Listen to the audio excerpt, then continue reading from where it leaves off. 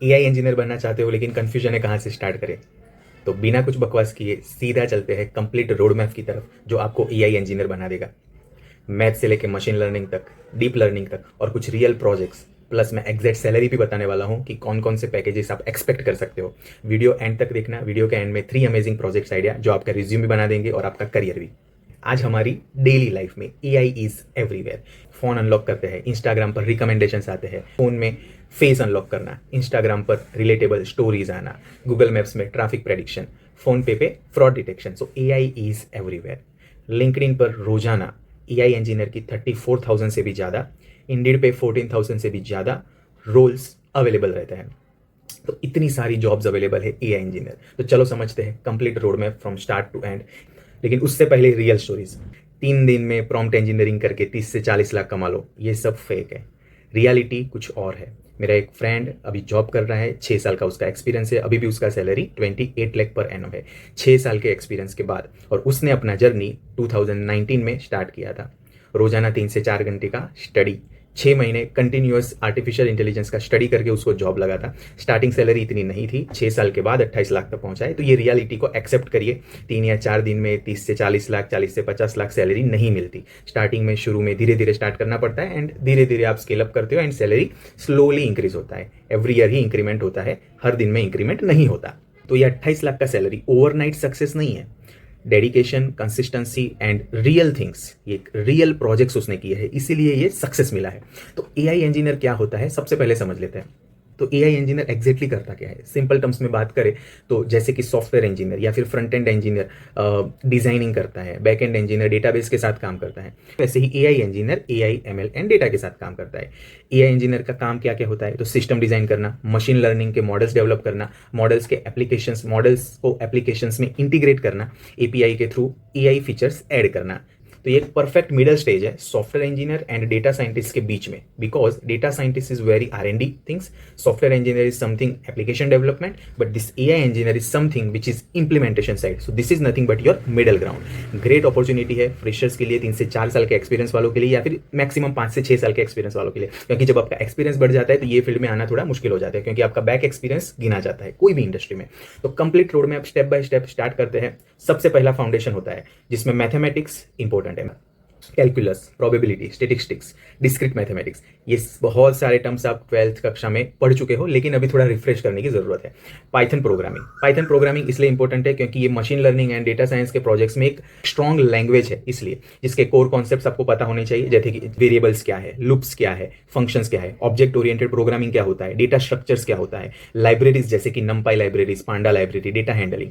उसके बाद आता है डेटा स्ट्रक्चर के ऊपर, data structure and algorithm, DSA, जो जिसका पूरा नॉलेज, हाईफाई नॉलेज होना बिल्कुल जरूरी नहीं है, एक मिडल लेवल तक सफिशिएंट नॉलेज होना चाहिए। जैसे कि एरे कैसे काम करता है, लिंक्ड लिस्ट कैसे काम करता है, ट्रीज कैसे है, क्यूज कैसे काम करता है, कोर कॉन्सेप्ट्स के ऊपर ज्यादा फोकस करो। तो ये तो हो गई फंडामेंटल्स के बाद सेकंड पॉइंट आते हैं डेटा साइंस के फंडामेंटल्स, डेटा साइंस के फाउंडेशन के ऊपर।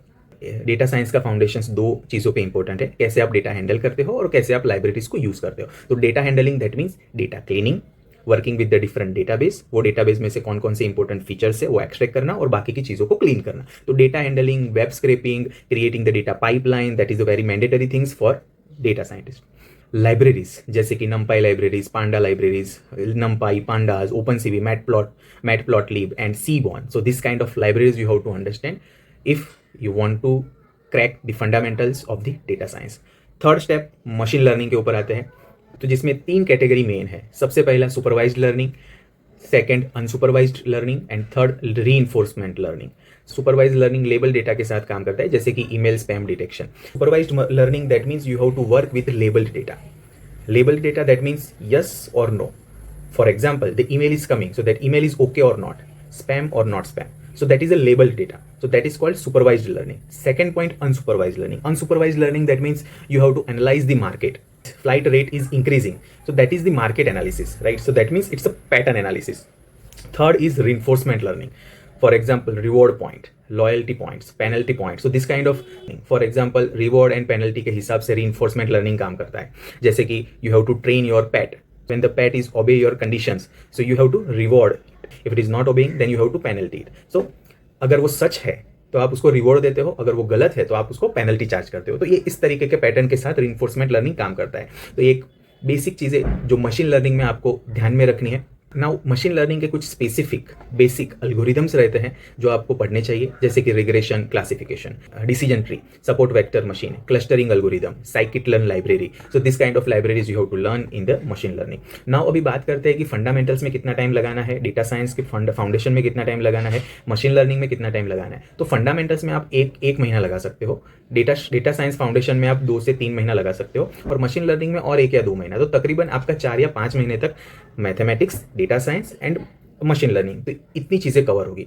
लास्ट मंथ में आप डीप लर्निंग के ऊपर फोकस कर सकते हो। तो अपना अगला टॉपिक है डीप लर्निंग। तो डीप लर्निंग क्या है? तो deep learning with that means we are working with minds, okay, जिसमें artificial neural network, convolution neural network, recurrent neural network, generative and AI. So ये सारे जो कॉन्सेप्ट है, forward propagation, backward propagation, training and optimization, तो ये सारी चीज़ें deep learning में काम आती है। तो लास्ट मंथ आप डीप लर्निंग के लिए लग सकते हो।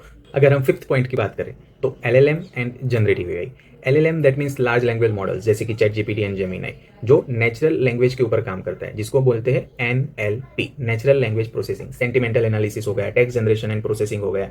जनरेटिव एआई के एप्लीकेशन जैसे कि text generation, image generation, video generation. तो ये सारी चीज़ें आपको पता होनी चाहिए, लेकिन इतने इंटेंटली पता नहीं होनी चाहिए। क्यों? क्योंकि वो ऑलरेडी डेवलप हो चुके हैं, आपको उसको यूज़ करते हुए आना चाहिए। That means the AI engineer is nothing but to develop the application और nothing but to end user, but he or she is nothing but the implementer of artificial intelligence projects. Now कुछ frameworks है जिसके ऊपर आपको काम करना चाहिए, जैसे कि PyTorch, TensorFlow, Keras and Hugging Face. Why this frameworks are important? So PyTorch is very useful for beginners. TensorFlow industry standard के हिसाब से काम करता है। Keras high level neural networks के ऊपर काम करता है। And Hugging Face pre trained models है, जिसको आप यूज करके कुछ आगे का काम कर सकते हो। वेट करिए, ये तो सिर्फ थियरी था। एक्चुअल सिचुएशन में आपको चाहिए रियल प्रोजेक्ट्स, आपको चाहिए सैलरी एक्सपेक्टेशंस। तो ये सारी चीज़ें मैं आपको अब बताने वाला हूँ। रियल वर्ल्ड प्रोजेक्ट्स, जिसमें आप कौन कौन से प्रोजेक्ट्स ऐड करोगे। तो सबसे पहला प्रोजेक्ट्स आता है fake news and bot detection platform. So fake news क्या है, बोट डिटेक्शन क्या है। Second project is intelligent text summarization. Third project is AI art generator. तो ये 3 प्रोजेक्ट्स के ऊपर आप काम कर सकते हो। प्रोजेक्ट्स बनाने की ऐसा जरूरी नहीं है कि आप पूरा थियरी कंप्लीट करो एंड देन प्रोजेक्ट्स बनाओ। No, it's not mandatory. आप धीरे धीरे पढ़ते पढ़ते भी आप छोटे मोटे प्रोजेक्ट्स बनाना स्टार्ट कर सकते हो। लेकिन ये 3 इंपॉर्टेंट प्रोजेक्ट्स है जो आपके रिज्यूमे में डालोगे तो आपका रिज्यूम कंप्लीट दिखेगा। You are a knowledgeable guy and you are a industry specific guy. Now, the next skill will be a project deployment skill. So, project deployment skill के लिए क्लाउड प्लेटफॉर्म बहुत ही important play role करता है, चाहे वो AWS हो, GCP हो, Azure हो। जिस भी क्लाउड प्लेटफॉर्म के ऊपर आप कंफर्टेबल हो उसको लेके आप डिप्लॉय कर सकते हो। GitHub के ऊपर आप अपना कोड अपलोड करो, जिससे आपका क्रेडिबिलिटी बढ़ेगा। फ्री प्लेटफॉर्म है। जब आप अपना डेप्लॉयमेंट करते हो तो डॉकर कंटेनराइजेशन एक इंपॉर्टेंट स्किल्स होती है, जो आप वर्किंग प्रोफेशनल्स के लिए ज़्यादा इंपॉर्टेंट है, लेकिन शुरुआत के समय में अगर आपके रेज्यूमे में है तो ज़्यादा अफेक्ट करेगा। अगर हम इंडस्ट्री स्पेसिफिक प्रोजेक्ट्स की बात करें तो जिसमें आते हैं फाइनेंस सेक्टर में, हेल्थ केयर सेक्टर में, ई कॉमर्स सेक्टर में और एंटरटेनमेंट सेक्टर में। तो फाइनेंस सेक्टर में जैसे कि loan risk detection, fraud detection, तो ये सारी चीज़ें हो गई। हेल्थ केयर सेक्टर में health monitoring, e commerce sector में recommendation systems and price optimization, entertainment sector में content recommendations and user behaviour analysis. Now the next interesting step will be the career opportunity and salary. अब बात करते हैं career पर्सपेक्ट और salary के। Salary expectations freshers के लिए 6 से 12 लाख का होता है। अगर वो स्किल्ड डेवलपर है तो 1 से 3 साल के लिए 12 से 25 लाख होता है। 3 से 5 साल के लिए 25 से 50 लाख होता है। एंड सीनियर लेवल के लिए 50 लाख से ऊपर होता है। तो ये तो हो गया सैलरी का तामझाम। तो इतना ही रेंज सिमिलर है सॉफ्टवेयर इंजीनियर के साथ। अगर आप स्किल्ड हो तो, स्किल्ड नहीं हो तो कुछ भी नहीं होगा। 7 लाख भी नहीं मिलेगा, 5 लाख भी नहीं मिलेगा, कभी कभी तो 3 या 4 लाख भी नहीं मिलता है। जॉब रोल्स कौन कौन से रहते हैं? AI engineer is one of the job role, machine learning engineer, data scientist, deep learning engineer, ML ops engineer, AI research engineer. तो ये 5 या 6 तरीके के जॉब रोल्स है। टॉप हायरिंग कंपनीज कौन कौन सी है? टेक जायंट्स में गूगल आता है, माइक्रोसॉफ्ट आता है, Amazon and Meta. Indian unicorns में फ्लिपकार्ट, जोमेटो, ओला एंड पेटीएम। स्टार्टअप्स की बात करें तो open AI, local AI startups. Consulting की बात करें तो एसेंचर है, डिलॉइट्स है एंड मैकेंजी है। फाइनेंस की बात करें तो Goldman Sachs, JP Morgan, Indian banks. तो ये सारे टॉप हायरिंग कंपनीज है। अब ये कंपनीज में इंपॉर्टेंट रिक्वायरमेंट्स क्या क्या होती है, ठीक है। तो रिज्यूमे में क्या होना चाहिए? तो सबसे पहले 3 या 4 प्रोजेक्ट रिज्यूमे में डाल दो।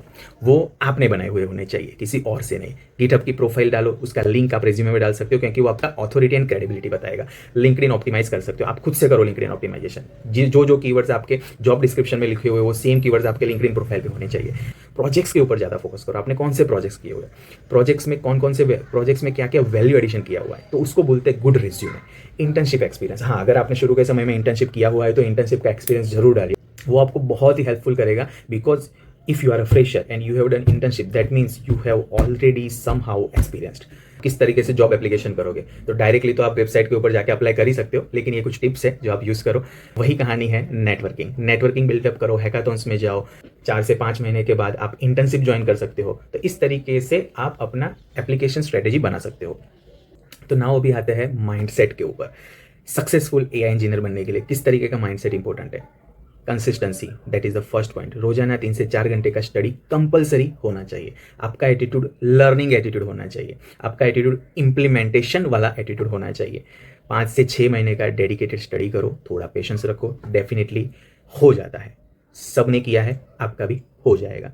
इंडस्ट्री का अवेयरनेस होना चाहिए। हमने जैसे कि बात की finance sector, health care sector, E commerce sector and बहुत सारे ऐसे सेक्टर्स हैं जिसमें आप 1 या 2 सेक्टर्स को पिक करके उसका अवेयरनेस बिल्डअप कर सकते हो। क्यों? क्योंकि इंडस्ट्री स्पेसिफिक एक्सपीरियंस ही काम में आता है। तो अभी बात करते हैं कॉमन मिस्टेक्स जो आपको अवॉइड करनी चाहिए। जैसे कि बहुत सारे लोग बोलते हैं 3 दिन ये स्टडी करो, आपको 30 से 40 लाख का जॉब मिल जाएगा। ये बिल्कुल गलत है, ऐसा कुछ नहीं होता है। तो ओनली थियरी, नो प्रोजेक्ट्स, तो ये भी नहीं चाहिए। Copying the projects without understanding, ये भी नहीं चाहिए। इग्नोरिंग मैथमेटिकल फंडामेंटल्स, ये भी नहीं चाहिए। प्रॉपर पोर्टफोलियो भी नहीं बनाया आपने, तो ये भी नहीं चाहिए। तो ये सारी चीज़ें आप धीरे धीरे देखो, ये एक दिन का बिल्कुल काम नहीं है।